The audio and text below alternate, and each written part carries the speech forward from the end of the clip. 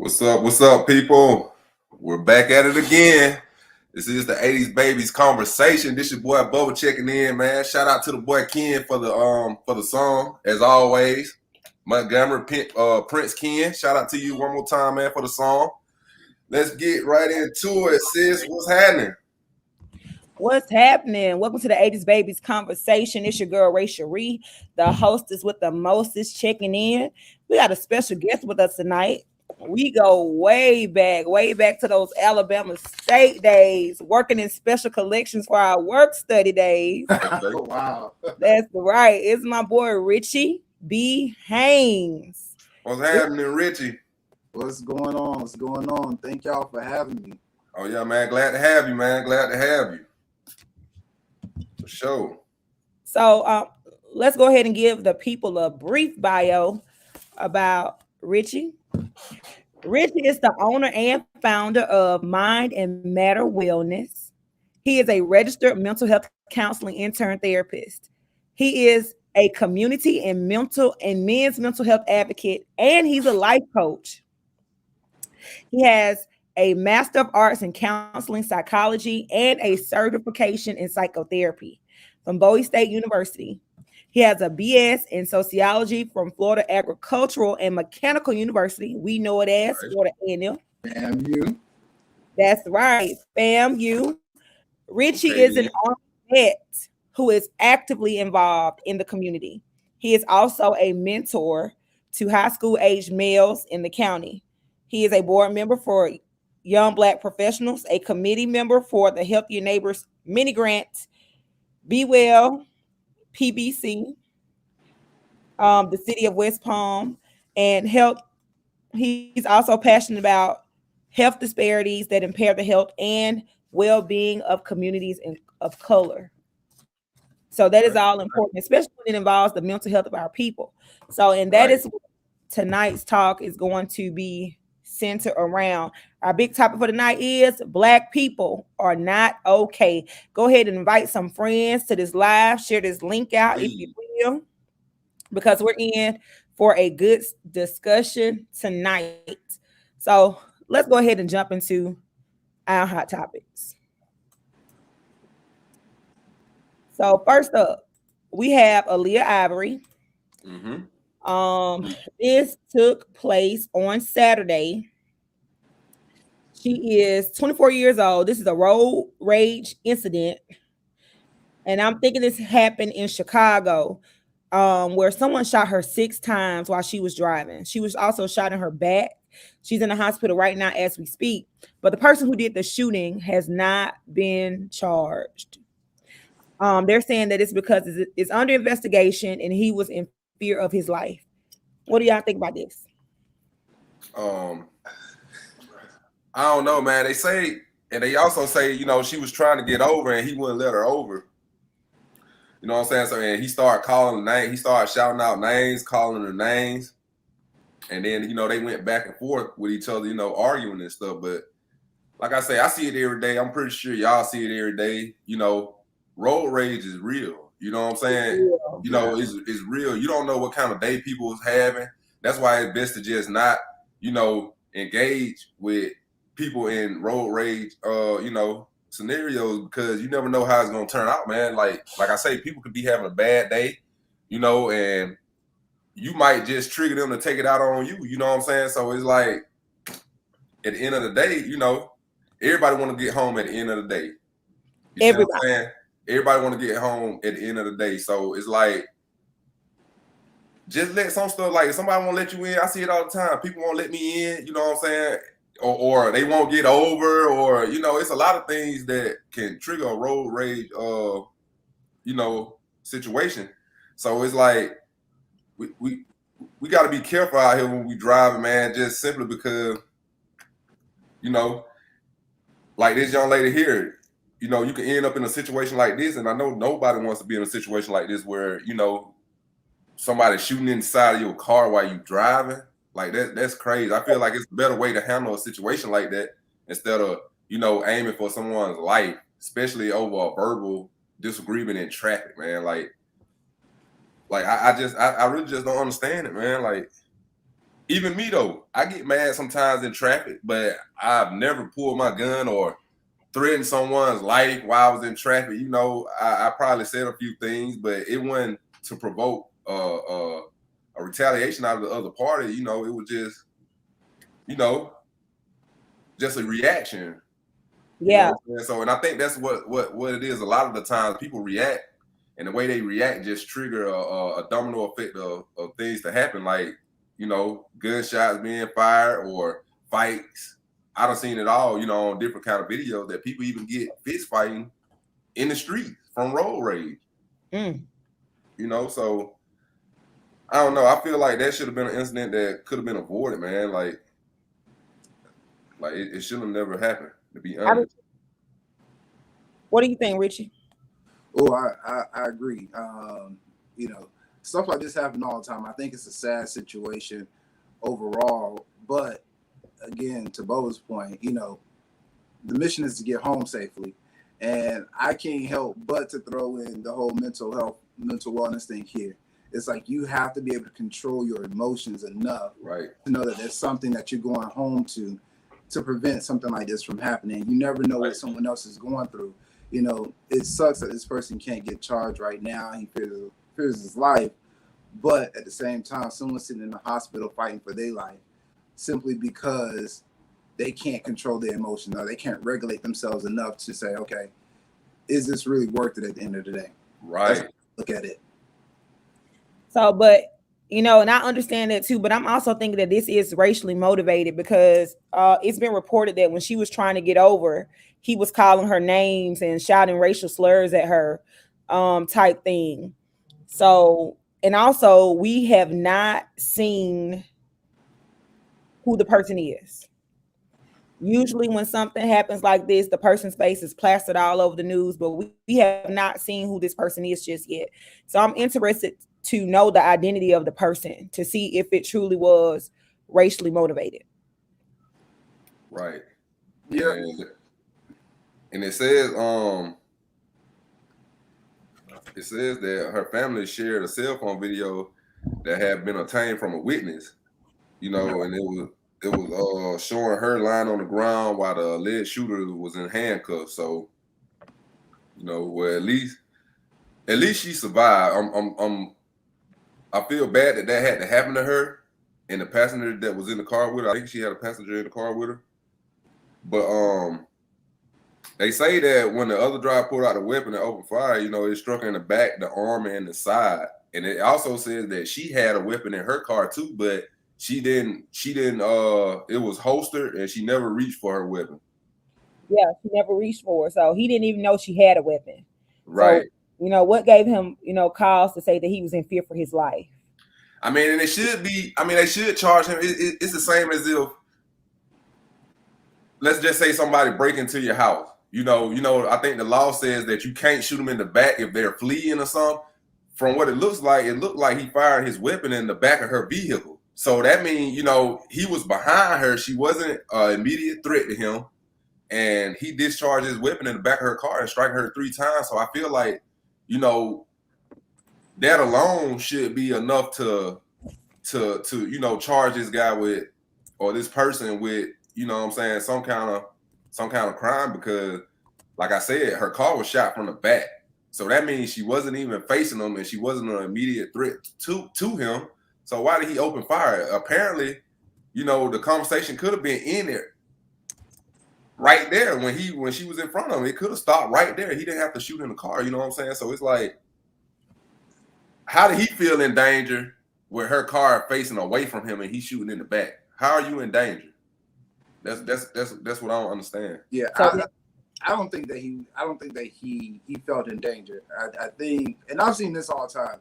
I actually witnessed this a couple of weeks ago, where someone intentionally slows all the way down because the person is going behind them, and so they slow down to hold the other person up. And I can see how that's frustrating, but to pull a gun out is never okay, because it's not going to move the vehicle out your way. It's only going to get you arrested. The vehicle going to stop at that point, and you're really going to be, you know, stuck because you can't go. Yeah, it's going you gonna cause somebody to lose their life or go to jail, like you said, man. So you got to think. People, like I say all the time, in all these situations with the shootings, and we just need to think about what we're doing before we do it. A lot of people react without thinking, and they think about the situation, afterwards, and by then it's too late. So we gotta think. We gotta get in the habit of thinking before we make a decision or to do some things. You know what I'm saying? We gotta start looking at what could happen if I do this, or it only take a quick second to think about things. You know what I'm saying? If you sit in the car and somebody is yelling out the window, and just think about where that could lead to, and just keep your cool and go on about your business. Both of y'all live to see another day. You know what I'm saying? You don't have to retaliate or react to everything that a person says, especially if they like my parents always used to tell me, let a person talk. Long as they don't put their hands on you, you good. Talking ain't never killed nobody. You know what I'm saying? But it has gotten a lot of people killed. So, I just feel like people need to analyze the situation a little better before they just jump off the deep end, pulling a weapon, and because once you fire that bullet, you can't put it back. It's out there. It's like we gotta start paying attention and making better decisions on situations and altercations, man. Because, like I say, at the end of the day, everybody want to go home, and incidents like that should not happen as often as they do. So I definitely think this is a story that we need to continue to follow. Another story that I'm following is today, the U.S. House of Representatives passed a same-sex marriage bill that made same-sex marriages legal on the federal level. Well, it's going to make same-sex marriages legal on the federal level once it passes through the Senate. So this bill did get some Republican support today. 47 Republicans joined in the Democratic vote for the Respect for Marriage Act, which could codify federal protections for same-sex marriages in the U.S. I feel that I'm following this because this deals with civil rights, and I feel that it is necessary based off what we saw happen to Roe versus Wade a couple of weeks ago. What do y'all think? I agree. So I'm looking at the article. It protects same-sex marriages as well as interracial marriages. So that, and I feel like this is a direct response to Roe versus Wade to ensure that something like that don't ever happen again. And I'm for it. We already see the mess that we're in because of Roe versus Wade. And leaving it up to some of these states, especially when I was in Alabama still had Jim Crow laws in their constitution. So if any time, the federal government say, hey, it's up to your state, now you got a state like Alabama or a state like Mississippi that still have this stuff in their constitution, that now the citizens there has to abide by those rights. I agree. So we need something that does protect the civil rights of individuals on the federal level. So I'm for this bill because I feel like people have the right to choose. When it comes to things of your personal preference, people should have the right to choose. And if we can't depend on the people who we elect into office to protect our basic individual rights, then we do need these bills passed to protect us on a federal level. All right, time to get into something juicy. So the first thing we're going to dive into is going to be, we got some more mail. Let's hear it. The mailbox been getting flooded a little bit. Scan this QR code and send us some more of your anonymous questions that you would like advice on. We are glad to help you out. Let's go ahead and take a look. Do you want to read it, Bubba? Yeah, I'll read it. Dear Raven and Bubba, I was married to a man for about a year. We have not been together in 4 years. He doesn't pay child support or spend time with his daughter. Now he is calling me, acting like he wants to do more, but I don't know. It's because he wants something from me. I don't know if it's because he wants something from me. Do I entertain him or even let him talk to our daughter? I also know he's just calling her sometime because he's trying to play mind games with me because he needs my help.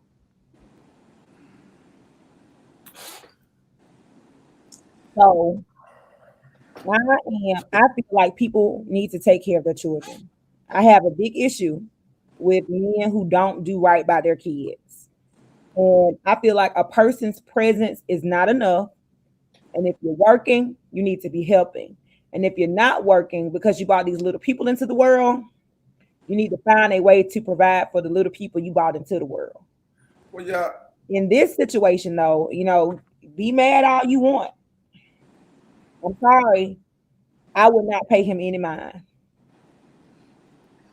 You're not helping. It also said he's acting like he wants to do more. Well, that may just be consistent.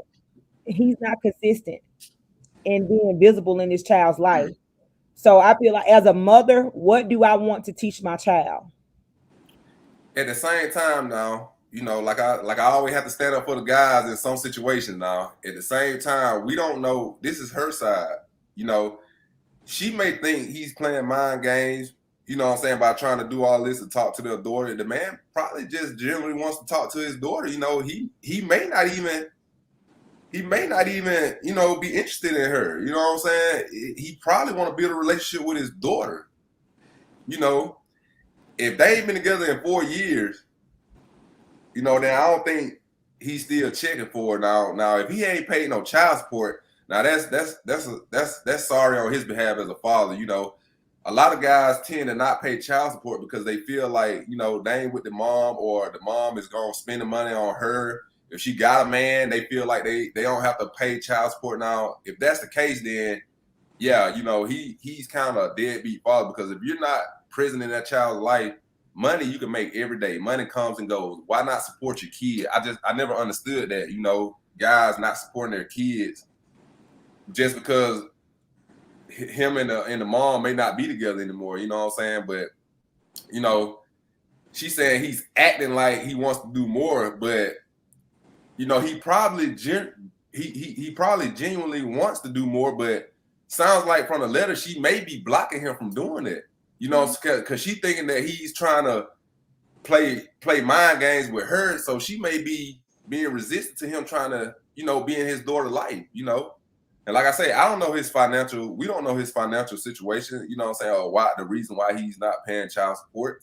Like I say, this is just coming from the woman's side, the woman's side of the story. So, like I say, if and this goes for all the women out there, if you got a guy that's trying to, or your kid's father is trying to be in their life, by all means, let those guys be in their kids' life, man. Like, whatever y'all past history is, let it be.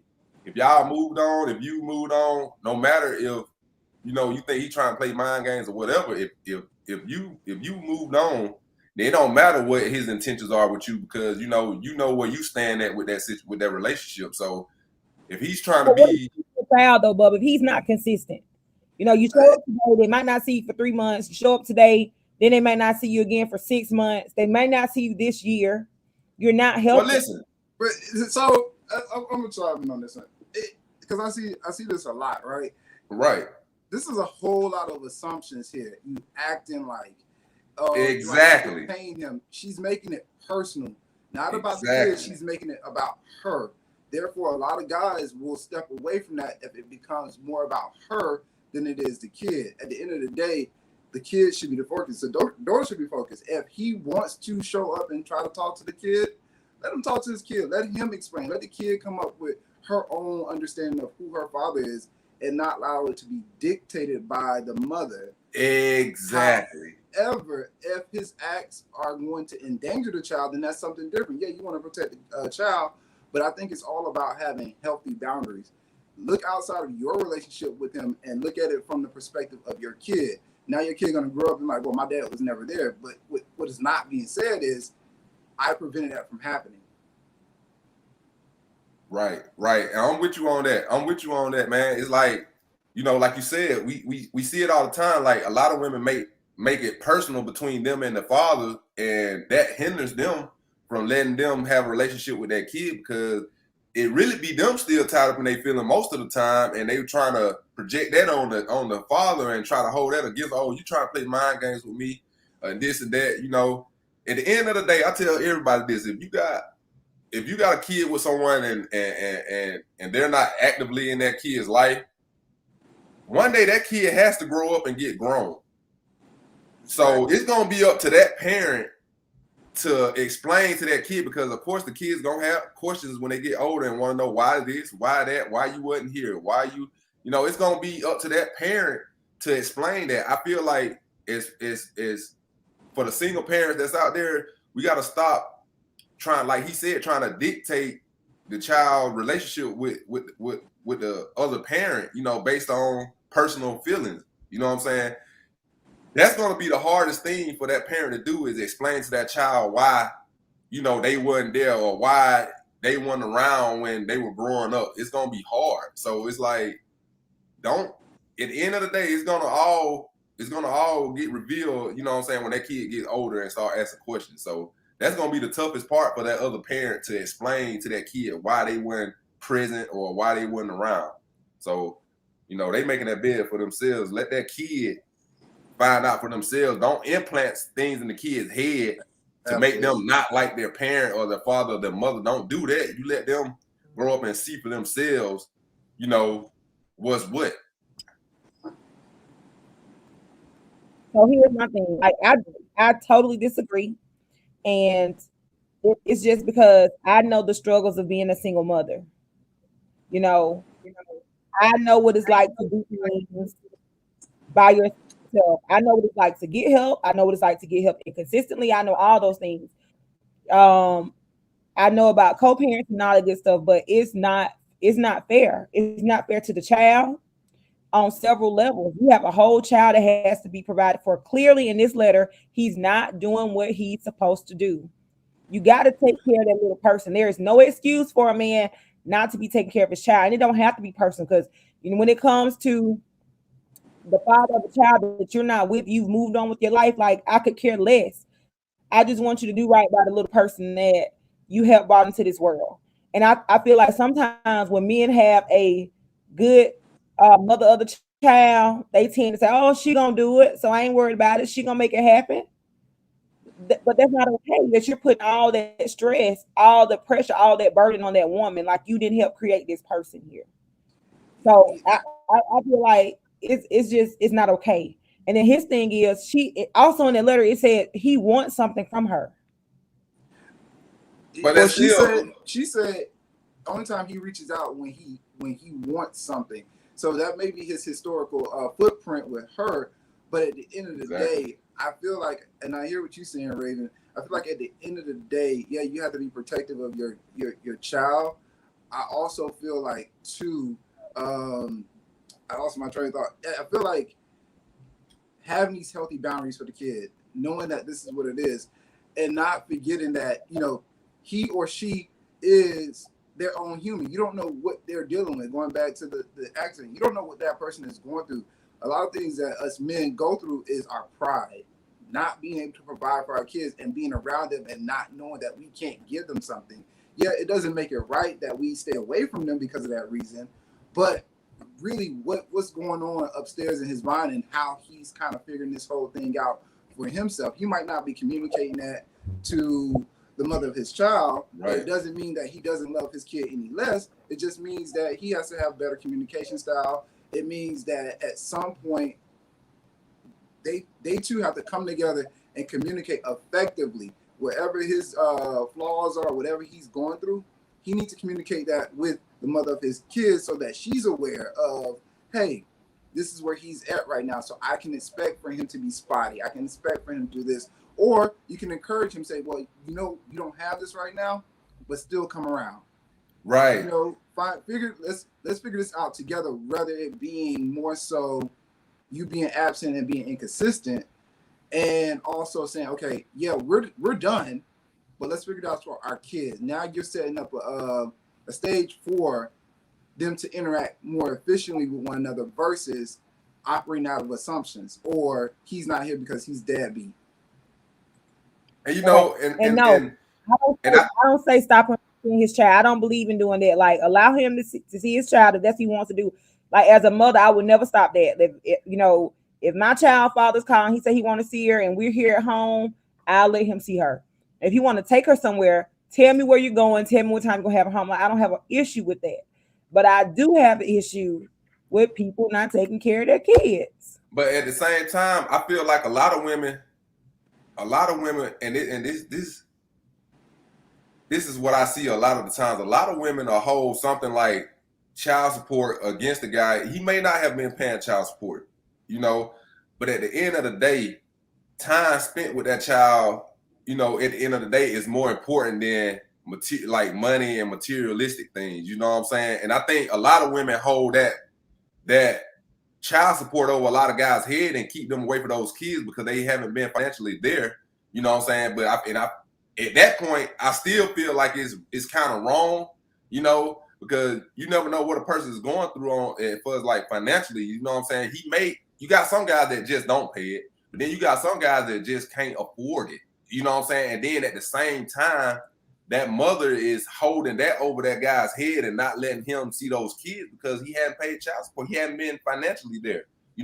Not saying just because a guy hadn't been financially there doesn't mean that he's not wanting to see his kid or interact with his kid. He probably just don't have it. You know what I'm saying? Like it's hard. Go get it. It's easier said than done, sis. We talk about it all the time. Black men, how hard it is out here for us. So you got to think about it. We already dealing with, adversity from the jobs probably. And then you got your baby mom that's over beating you across the head because you ain't able to pay child support. You can't see child. So think about that goes into mental health awareness again. That can make a guy, kind of, you got the whole system against you. Then you got your child's mother against you that ain't letting you see the child. Think about how much pressure that is on a guy and what that does to a person's mental. You know what I'm saying? Like all I'm saying is, even though, he may not be paying child support, don't deny him access to the kid. That's all I'm saying. If you're a woman and you doing this by yourself and the man hadn't helped you, keep doing that, because like I said earlier, that man, or if it's a woman in the case, is going to have to explain that to that kid later on in life. That's going to be harder than them not making child support payment. When you looking that kid dead in the eyes and they understanding what's going on now at that point in their life, it's going to be hard. You know what I'm saying? So don't keep the kid away from the from the father, or the father away from the kid because of materialistic things like money.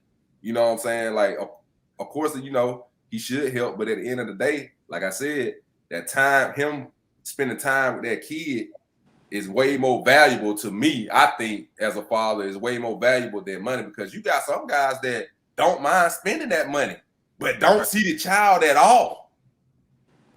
Like, some people would rather pay that money than spend time with the kid. You see what I'm saying? That's the easy way out. Paying them. Anybody can pay money. It's the time that you invest in that kid. So do both of them. Well, yeah. At the end of the day, yeah, do both. But simple. Do both of them. That's your seed. Like, I just feel like a dog and a pig are two creatures that I know that will eat their own babies. Are we that animalistic that we cannot take care of our own? And you brought up the topic of mental health when we were discussing this. And that is exactly what we're about to talk about. Mental health and wellness. And for Black people, period. Our big topic for tonight is Black people are not okay.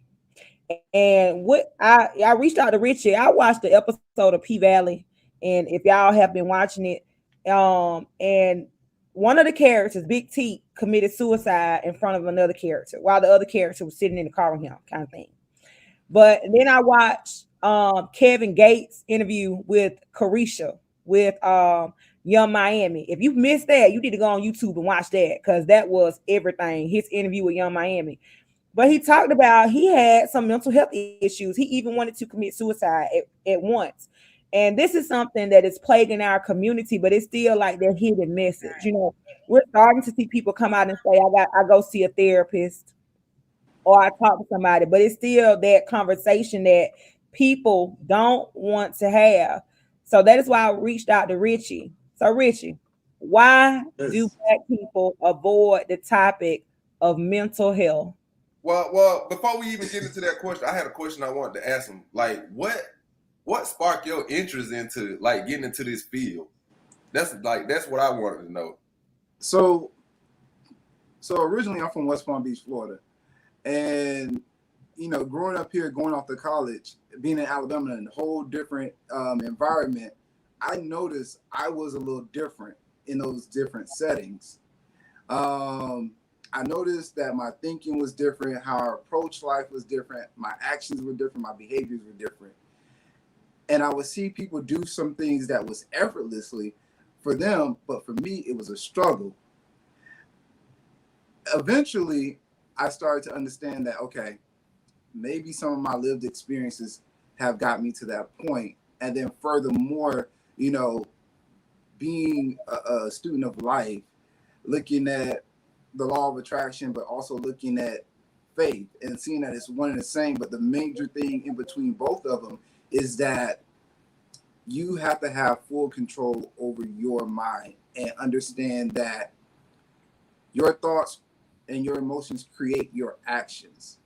Exactly. And That's it so can true. prevent you from getting to the life that you want. It can prevent you from having the life that you want. It can prevent you from doing a lot of different things. When you look at people that don't ever start something or don't do something, it's probably because they doubt themselves or they have some level of fear that was created within them at some point in life.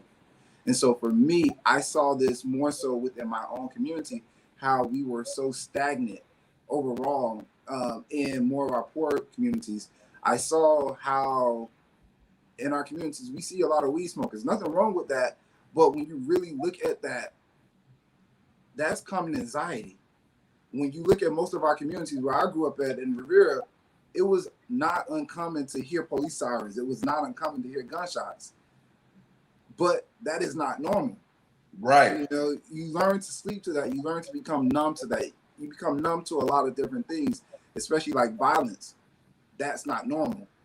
And so for me, getting into this field was, hey, how can I help my community get better?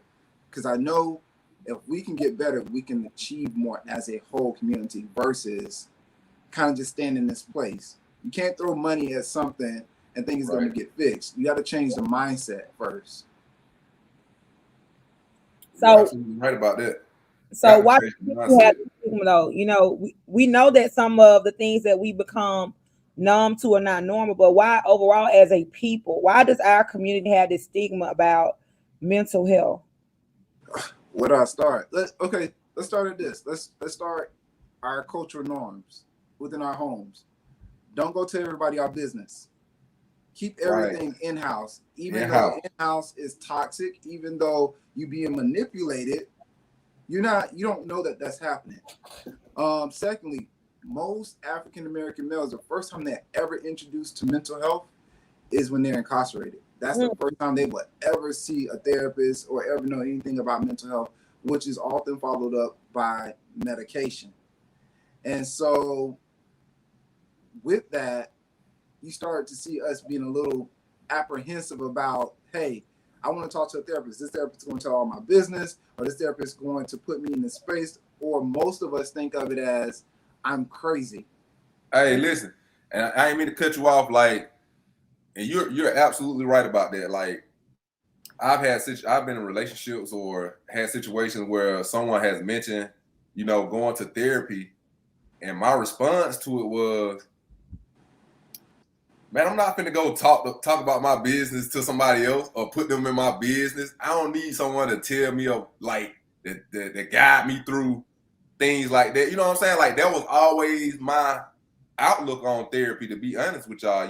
I always looked at it as, why I need somebody else on the outside looking in and try to help me through a situation, that they know nothing about.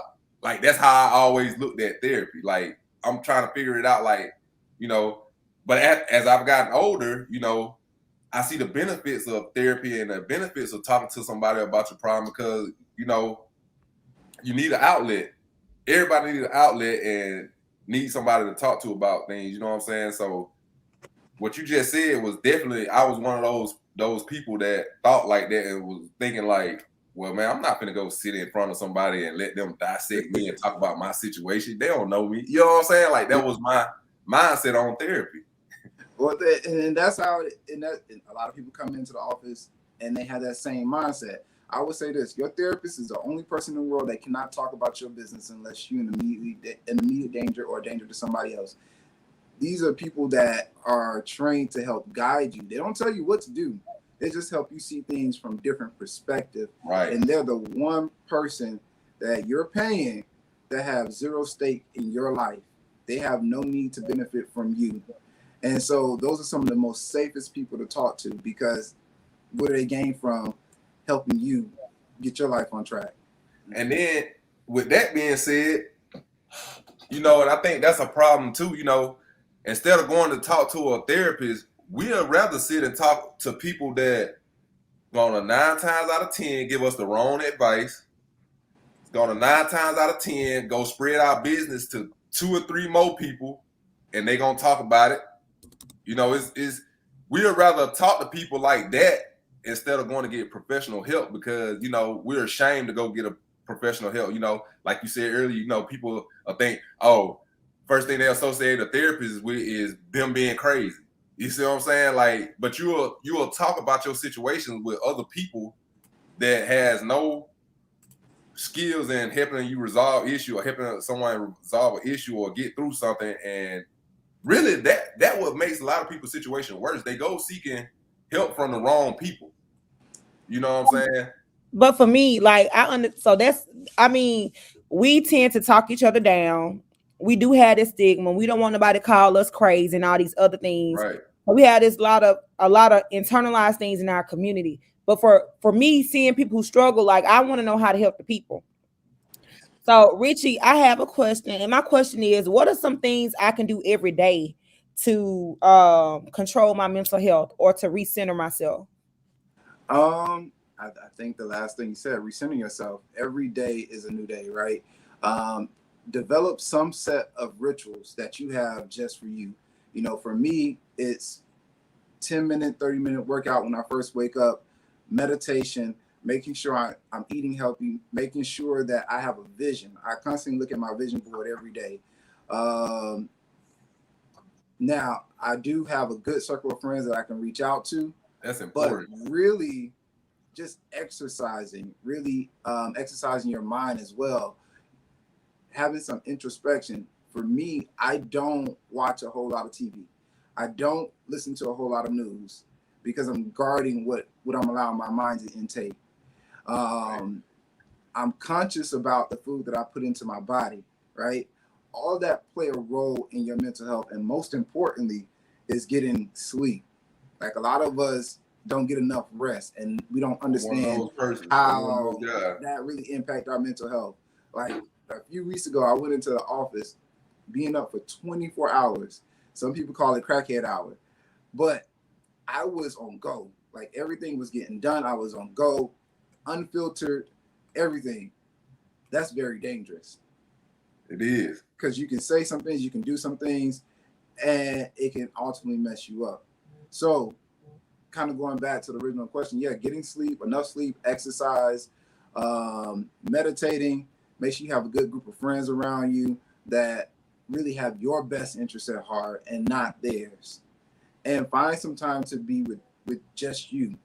And if you don't have a therapist, get a therapist. If you don't want a therapist, get a coach, or at least have one good friend that you can like really decompress with, that you trust with the stuff that you're going to tell them. Okay, so then my other thing would be, like, I remember when me and Bubba growing up, if he fell down, my daddy would be like, get up, boy, and hush that fuss kind of thing. But if I fell down, I got to kiss on my boo-boo, I got to hug, I got to chill out, I got to skip a few chores, that kind of thing. It was okay for me to be emotional, but it wasn't okay for my brother to be emotional growing up.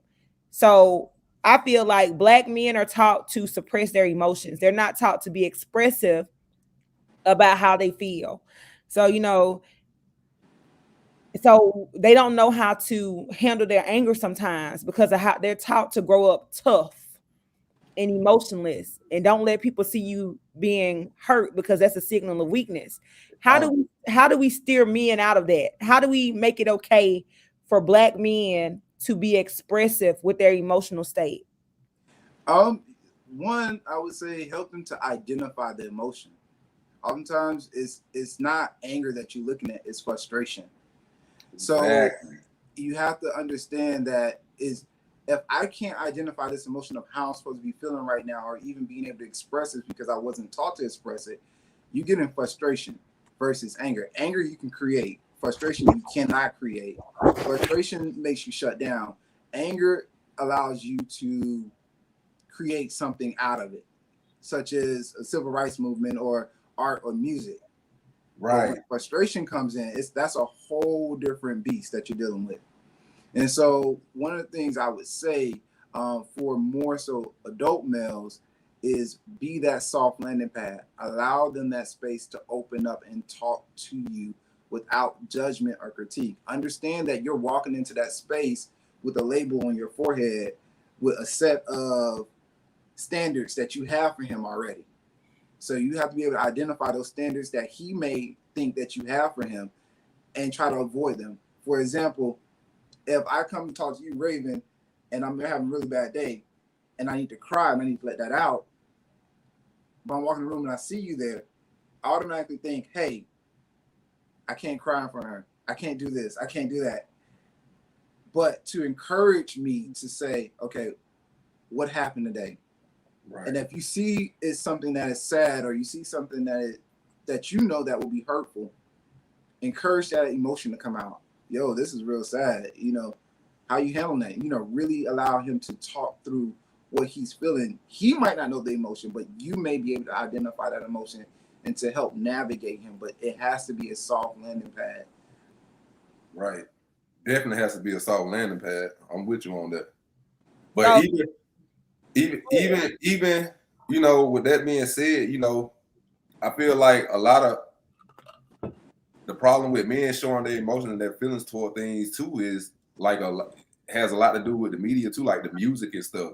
We say it all the time, music and television is a big influence on a lot of people's lives, and they try to live by the things that they see and hear in music and stuff. You know what I'm saying? So it's like, the music is telling these, especially the young generation, the music is telling these guys, oh, show no feelings, show no, you know what I'm saying? It's telling them to be hard, be tough, don't show no weakness. You know what I'm saying? So it's like, when you got that on one side of you and you got a person telling you on this side of you, it's like having the split personalities on your shoulder. You like, man, don't show no weakness. But on this side, show your emotion. You know what I'm saying? It's like, it's going to be a battle back and forth, you know what I'm saying, with all the influence that's outside telling you don't show no emotion. Then you got, the other side that's saying, it's okay to show emotion. It's like a lot of people is going to go with that don't show emotion stuff because, that's the trends to follow.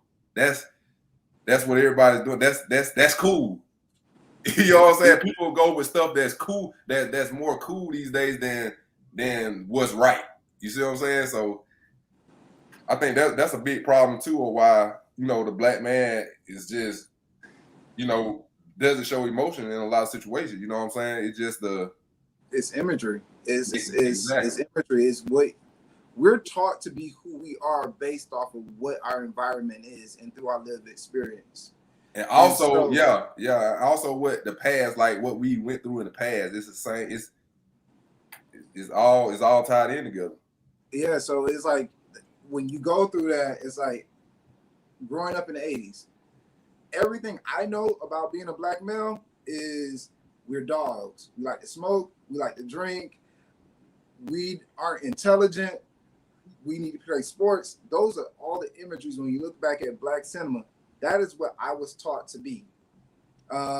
Versus even within my community. When I got out in my community growing up, I saw hustlers on the corner. I saw this and I saw that. Those are my environmental factors that influence how I will ultimately come out and things I'm interested in. So, how do we counter that, right? one, exposure, exposure to new and different things. Kind of pulling back a little bit, going to the letter that we just read. One of the things I want to say about that is that daughter is learning her relationship style from her mom and dad. Exactly. Whenever I deal with couples, I always find that their relationship style is identical to their parents' relationship style, and they never question it before. They just kind of go with it. And so that's evidence of how we're taught to be who we are. And as adults, it's like it's been validated for so long that it's hard to kind of figure out, okay, what is best for me? And that's when anxiety come in.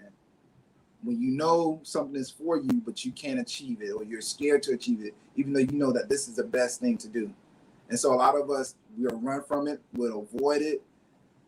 Going back to the letter, we don't know what this guy may be going through, but that could definitely be avoidance. It could be avoidance personality disorder, which is a thing. It could be social anxiety. It could be a lot of different things that's preventing that from happening, but we don't know until we sit them down and talk to them. That's true. And one of the things you said too that I agree with is, it's taught, like a lot of things are taught in the house, from the parents.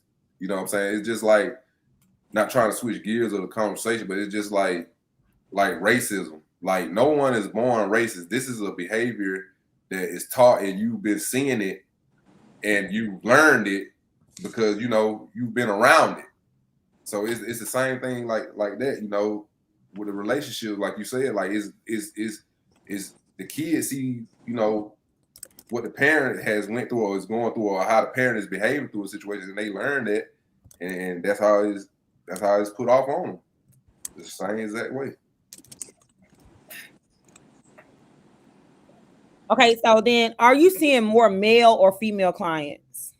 For me, I have an all male clientele. I have maybe 2 females that I'm working with, but mostly men of color. That's interesting. We had Dr. Alicia Hodge a while ago, and most of her clients were women.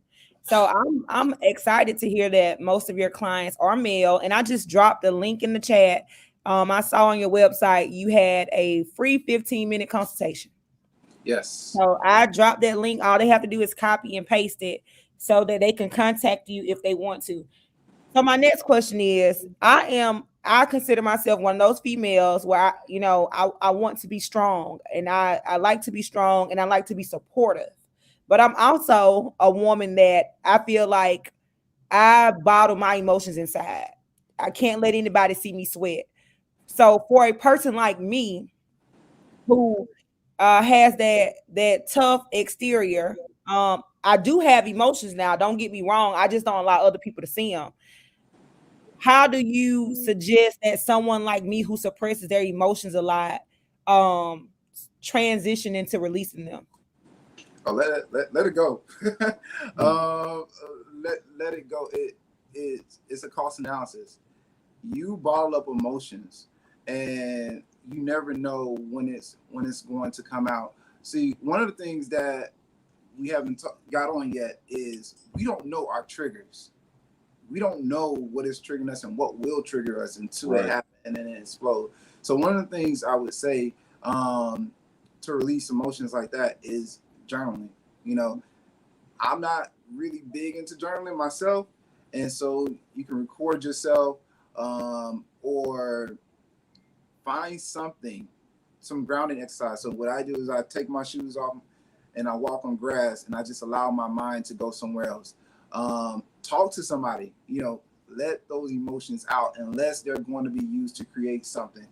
And when I say create something, like some type of movement or some type of music or some type of art, then it's really great to let it out there. But you have to let it out and find an avenue that works best for you, because that can come out in so many different ways that you have no control over. If you start drinking and it may come out at the wrong time, you're on a date with somebody and they're like, oh, you telling them your whole life story and that wasn't supposed to happen. Yep. Or you may come home one day to your daughter and you had a rough day and someone just simply said, "Hey," and all of a sudden you spaz out on your daughter, because you misplaced where that was supposed to belong.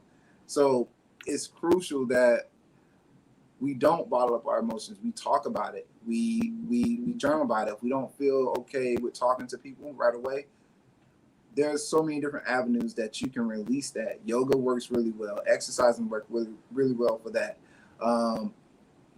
My big thing is don't bottle up emotions.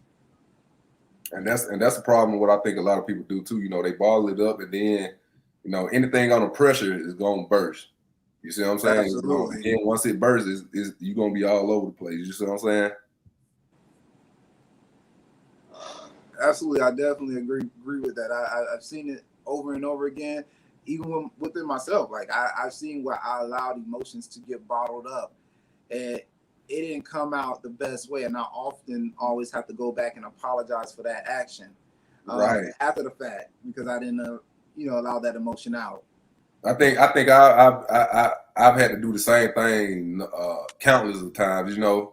Just going back and apologizing. You know what I'm saying? Like apologize for something that I exploded about, and that came from keeping a lot of things bottled up.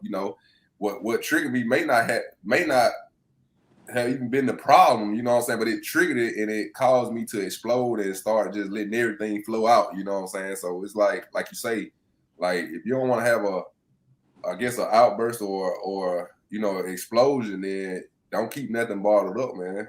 Like think about it, like bottled up. When you shake a soda up and open the top, what happened? It's the same exact thing. You know what I'm saying? So definitely don't keep nothing bottled up. So what are the most significant emotional or mental issues that you think Black people are facing today? What are you starting to see a lot of? I would say anxiety. I would say anxiety would be my top one, followed by codependency would be my second one. Yeah, those are my top two that I see. I rarely see depression. I see depression as a subset, but mainly I would see anxiety and codependency. Okay, explain codependency for me. All right, so we're going down this rabbit hole. So codependency is basically when we need to be validated. We have to be validated. Oftentimes, a person that has codependency issues come from parents who didn't provide enough nurturing during the adolescent years, and therefore the parent made it all about them. And so the way the child would get attention from their parent is to do something, whether it was to get good grades, be really good at sports, Right. or buy them something.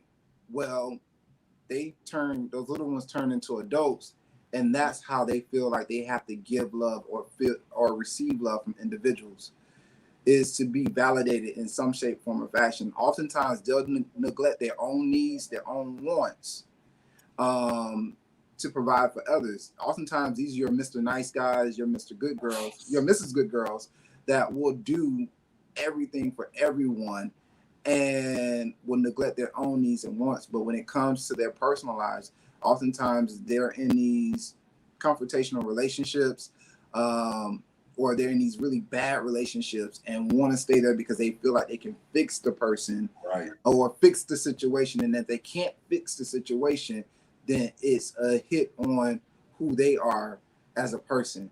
Because I can't fix this person, I'm a failure. And so oftentimes they'll stay in those situations. And it's not just for relationships when we talk about codependency. Again, it could be sports. Codependency is looked at as an addiction. We look at addiction oftentimes just looking at drugs. People can be addicted to work. People can be addicted to working out, sports. Right. That's how they choose to cope with life. That's how they're being validated. If you was a star athlete in high school and you was doing really well and you made it to the NFL, you always chasing that, because when you had those moments, people were celebrating you. Once that stops, it's like a drug. You go through withdrawals. Once you stop getting celebrated, you don't feel as valued as a person. Right. And so you continue to seek that high over and over again, which then adds issues into your personal life, your relationships, and even your relationship with your kids. That makes sense. Yeah, that's interesting. And a lot of people may struggle from that. I know people do deal with anxiety. I'm hearing a lot of people say my anxiety, my anxiety, my anxiety. So what are some coping mechanisms for that? Go to a therapist. That's gonna be my first one. Go to a therapist, go to a coach. With anxiety, you have to know that anxiety is fear. It's fear inducing in nature. And so to cope with it, again, talking about it, confronting it, identifying it, because you don't know what it is creating this for you. So it's really important to know yourself and kind of go back and do some self-reflection on seeing like where could this have originated from? Where does this fear come from? You know, like Bob was saying, we don't know fear when we come out the womb. A baby will go and grab a dog by the neck and start playing with it and not realize that dog can bite him at any moment. We're taught fear over time. And that's where anxiety comes from. And so we have to face it. We have to identify what they are and how they are crippling us. You know, anxiety and depression sometimes are like, okay, situational, right? You can have good anxiety, you can have bad anxiety. Good anxiety is when you get married, get ready to have kids, right? Bad anxiety is when it's crippling, when you don't do something that could be better for you in your life because of that fear. Right. So when we look at that, we have to say, okay, now I have to face this. And what is this? Why don't I feel like I'm good enough to do this? Or why do I fear this situation? But you have to identify it first. And another question would be like, how do we know if our kids are struggling with mental issues? What are some things we should look out for? Yeah, that was gonna be my question with the kids and adults. Like, what are some of the things you should look for or be aware of, or just like you say, what are some of the things we need to be looking out for? With kids, I would say look for behavior changes. You know, be observant. Now, growing up in the 80s, you know, we were raised a whole lot different. Mental health was not a thing. You just did as you were told. You can get upset. You do whatever you want to do. But pay attention to kids' behavior change. That's what we look at as therapists. We look at behavior, not necessarily the brain of the person. We look at behavior patterns to determine what a person is going through. So if a kid is usually playful and happy all the time, and all of a sudden you see them sitting off in the corner by themselves, they're not getting in trouble. They're not causing a fuss, but they over there in the corners by themselves. Or they're sleeping a little too often. And before you notice that they were always, out and about. If you see a young man that you know for a fact love playing basketball, and all of a sudden just stop playing out of the blue, that's when you should start questioning, what's going on. And oftentimes with teenagers and kids, it's stuff that they're dealing with that sometimes could be outside of the home, sometimes inside of the home, but they're fearful to talk about it. I've had students that tell me, hey, when I was at this school, this teacher did X, Y, Z to me. And ever since then, I've been horrible at math. Well, that teacher basically broke that student crown and made the student self-confident and lowered the student's self-esteem. And not trying to cut you off, like you just made a valid point. I remember as a kid, I got up in front of the class one time, and you know how the teachers will call you to the board to either solve a problem or do something like that. And I went up and I got the problem wrong, and the teacher remark, was kind of to the point where it made me not ever want to get up in front of the class again. It kind of, it like you said, it messed me up to want to stand in front of a class, and that lived with me all the way through, even in college. You know what I'm saying? Like that made me afraid to get up in front of people after that. You know what I'm saying? It kind of, it made me feel like even when I was right, it was certain situations after that, even when I was right, I may have had to get in front of the class and I was right, but I still felt like this feeling like, you know, I was scared of being wrong in front of a class after that. You know what I'm saying? It kind of it messed me up. So after that, it was just hard for me. I started having anxiety when it was time for me to get in front of a class because I was scared that I was going to, you know, not say the right things or get something wrong. It put that fear in me to be in front of a large group of people and just speaking or talking in front of a large group of people. Like that messed me up. And even to this day, you know, I still kind of, you know, suffer from that trauma. You know what I'm saying? Like even starting this podcast, like when we first started, like it was me thinking back on that situation in school. You know what I'm saying? Even though it's live and I'm not sitting in front of an actual audience, just being on the podcast and just being in front of people, I was just nervous and had a little anxiety. You know what I'm saying? All the way back from when I was a kid, when that teacher, you know, made her remark about me getting the wrong answer on the board. And read Shame by Richard Gregory. Yes. Because he has a story like that, which made him change his whole life for a minute. But luckily he was geared back into and rerouted to his path. Right. Based on how that teacher treated him when he was a kid. He dropped out of school because of that and did some other things. But check out Shame by Richard Gregory because it's an awesome book and he has an account like that. What are some resources for the people, Richie? If they're going through, what are some resources for the people if they feel like they need help? Well, everybody everywhere can go to 401. 401 can hook you up with any resources within your city, state, community. You can always go to Psychology Today to find a therapist. Local nonprofits usually have a lot of resources for individuals that needs help in this area.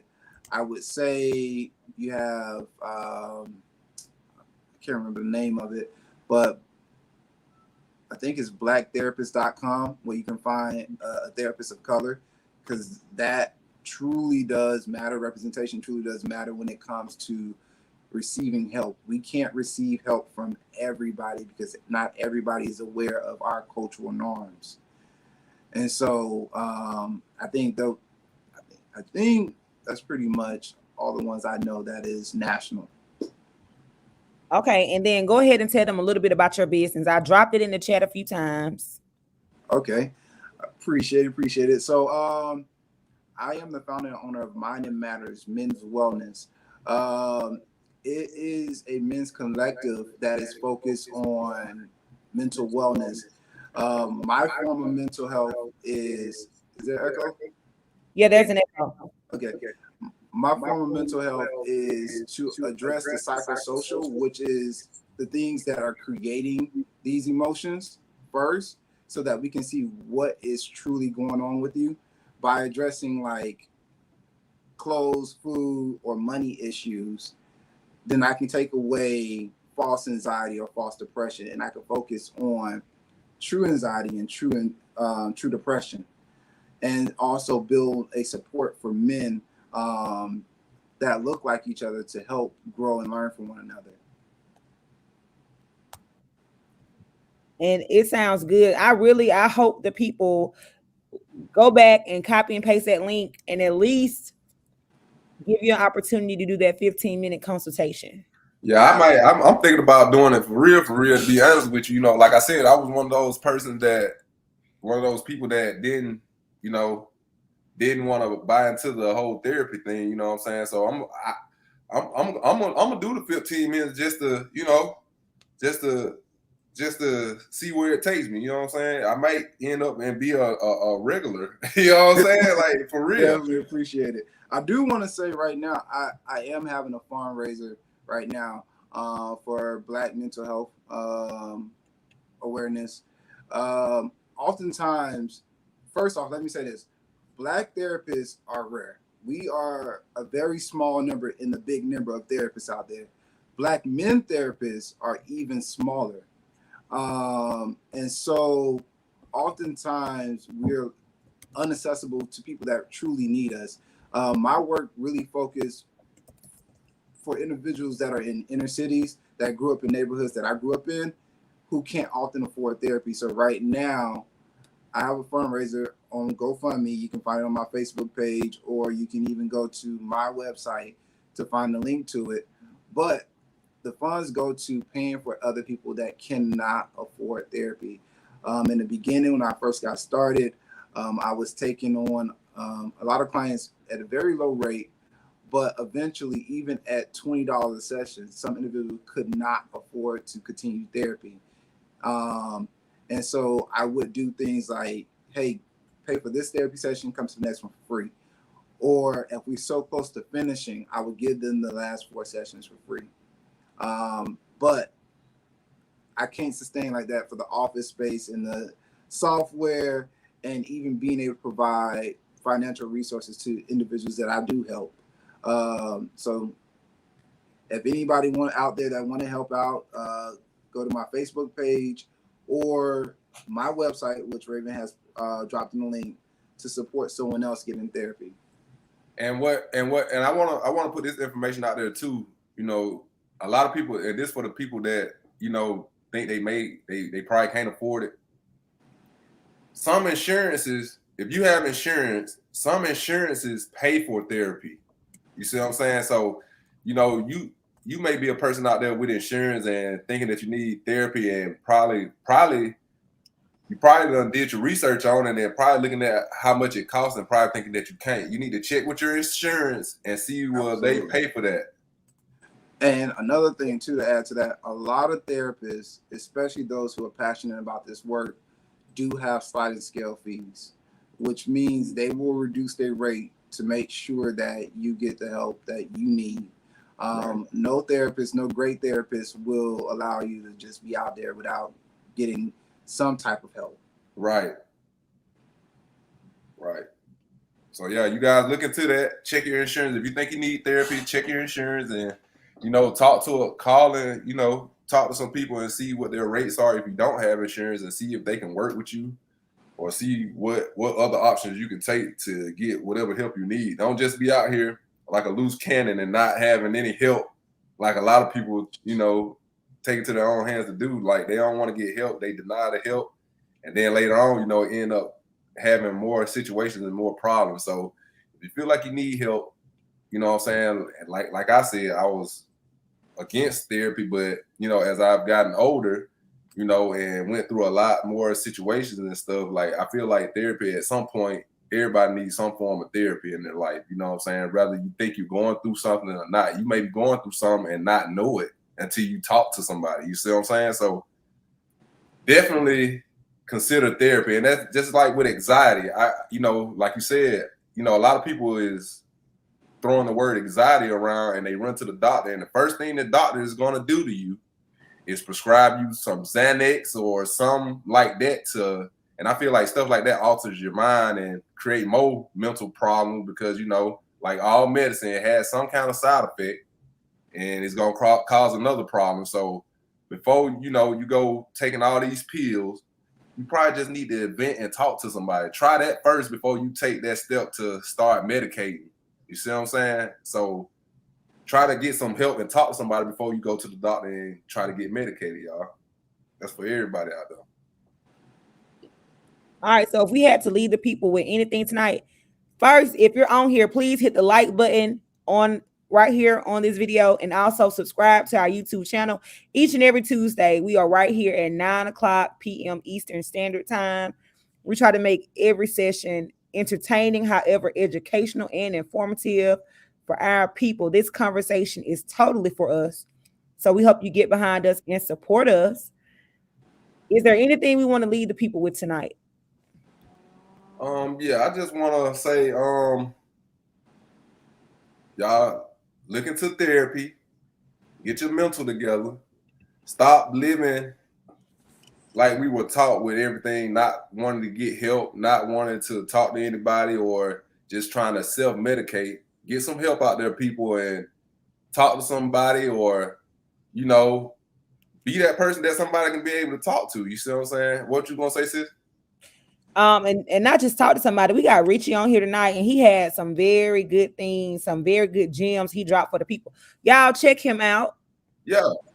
Yeah, reach out to Check Richie, man. He definitely Yeah. convinced me to consider therapy. You know what I'm saying? Like I said, I'm gonna do the 15 free minutes, and if it turns out if it turns out to be something that is useful to me, then I'm gonna continue to seek that therapy from you, man. So like I say, reach out to Richie, or if you're not in this area or whatever, man, just consider getting help and talking to a therapist before you try to get through a situation or bottle up emotions.